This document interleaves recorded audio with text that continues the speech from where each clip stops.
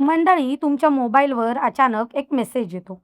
पुढील 48 तासात तुमच्या घरातील विद्यमान वीज मीटरच्या जागी स्मार्ट मीटर बसवण्यात येणार आहे. आणि हा मेसेज वाचताच अनेकांच्या मनात एकच प्रश्न निर्माण होतो.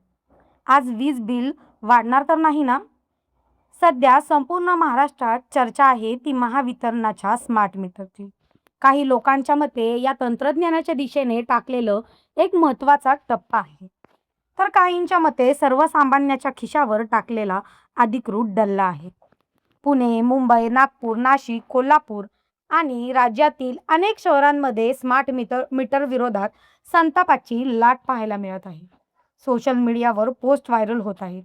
व्हॉट्सअप ग्रुपमध्ये चर्चा रंगत आहे आणि अनेक ठिकाणी नागरिकांनी स्मार्ट मीटर बसवण्यालाच विरोध सुरू केला आहे. पण नेमकं असं काय घडलं आहे? हे स्मार्ट मीटर नेमकं काय आहेत? लोक एवढे संतापलेले का आहेत? खरंच स्मार्ट मीटर बसवल्यानंतर वीज बिल दुप्पट होतंय का? की हा फक्त गैरसोय आहे? आणि सर्वात महत्त्वाचं म्हणजे या संपूर्ण प्रकल्पाचा फायदा नेमका कोणाला होणार आहे?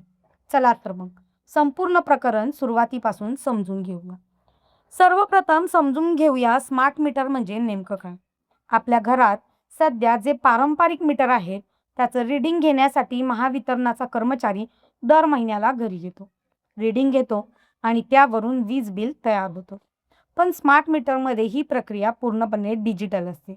या मीटरमधील डेटा महावितरणाच्या सर्व्हरवर पोहोचतो.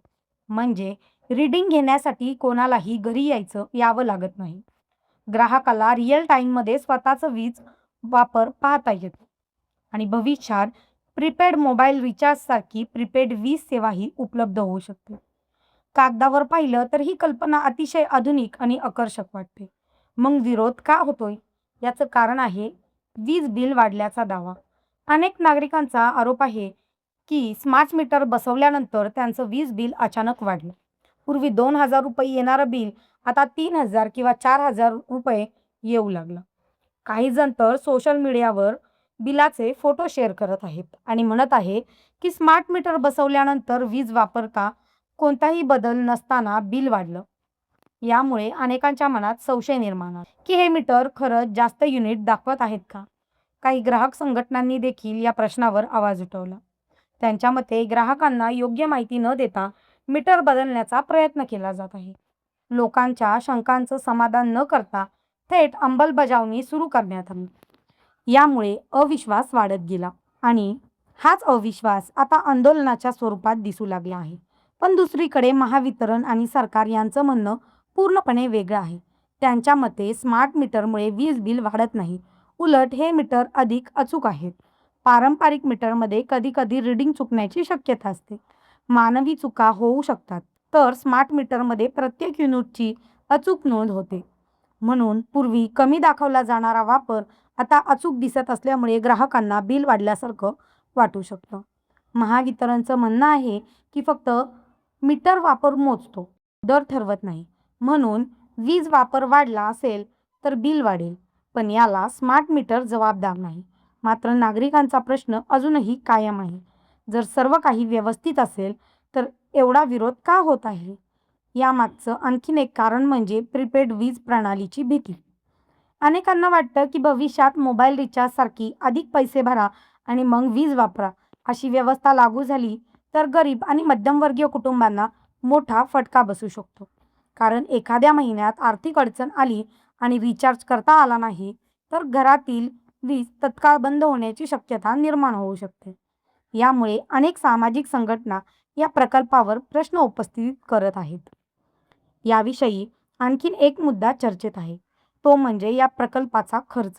संपूर्ण महाराष्ट्रात कोट्यावधी रुपयांच्या खर्चातून लाखो स्मार्ट मीटर बसवले जाणार आहेत आणि त्यामुळे काही जण प्रश्न विचारत आहेत, या प्रकल्पाचा सर्वाधिक फायदा ग्राहकांना होणार आहे की मीटर तयार करणाऱ्या कंपन्यांना? विरोधकांचं म्हणणं आहे की सर्वसामान्य नागरिकांच्या मूलभूत शंका दूर न करता एवढ्या मोठ्या प्रमाणावर हा प्रकल्प राबवला जात आहे. तर सरकारचं म्हणणं आहे की भविष्यातील ऊर्जा व्यवस्थापनासाठी स्मार्ट मीटर आवश्यक आहे. जगभरात अनेक देशांनी ही प्रणाली स्वीकारली आहे आणि भारत देखील त्याच दिशेने वाटचाल करत आहे. विशेष म्हणजे हा वाद फक्त महाराष्ट्रापुरता मर्यादित नाही.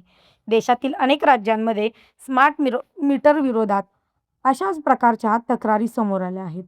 तर काही राज्यांमध्ये ग्राहकांनी या प्रणालीचं स्वागत देखील केलं आहे. म्हणजेच याबाबत अजूनही मतभेद कायम आहे.